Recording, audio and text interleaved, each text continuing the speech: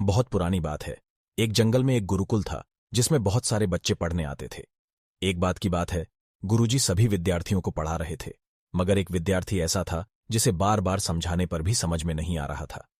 गुरुजी को बहुत तेज से गुस्सा आया और उन्होंने उस विद्यार्थी से कहा, जरा अपनी हथेली तो दिखाओ बेटा। विद्यार्थी ने हथेली गुरुजी के आगे कर दी।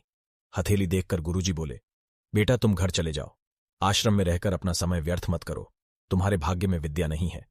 शिष्य ने पूछा, क्यों गुरुजी? गुरुजी ने कहा, तुम्हारे हाथ में विद्या की रेखा नहीं है।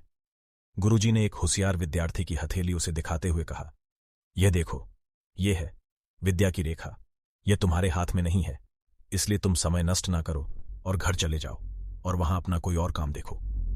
यह सुनने के बाद उस विद्यार्थी ने अपने जेब से एक चाकू निकाला, जिसका प्रयोग वह रोज सुबह अपनी दातुन काटने के लिए करता था।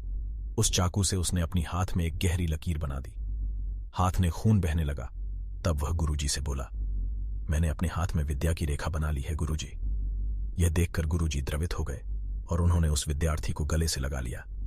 गुरुजी बोले, बेटा तुम्हें विद्या सीखने से कोई ताकत नहीं रोक सकती है। दृढ़ निश्चय और परिश्रम हाथ की रेखाओं को ही बदल देती है। दोस्तों, वह विद्यार्थी आगे चलकर महर्षि पाणिनि के नाम से प्रसिद्ध हुए, जिसने विश्व प्रसिद्ध व्याकरण अष्टाध्यायी की रचना की है। इतनी सदियां बीत जाने के बाद भी, आज 2700 वर्षों बाद भी, विश्व की किसी भी भाषा में ऐसा उत्कृष्ट और पूर्ण व्याख्या का ग्रंथ अब तक नहीं बना। तो दोस्तों, इस कहानी की शिक्षा ये है कि लोग चाहे जो भी बोले, हम हर एक को गलत साबित करते हुए अपनी लागन और कठिन परिश्रम के दम पर जो चाहे वो सब कुछ हासिल कर सकते हैं।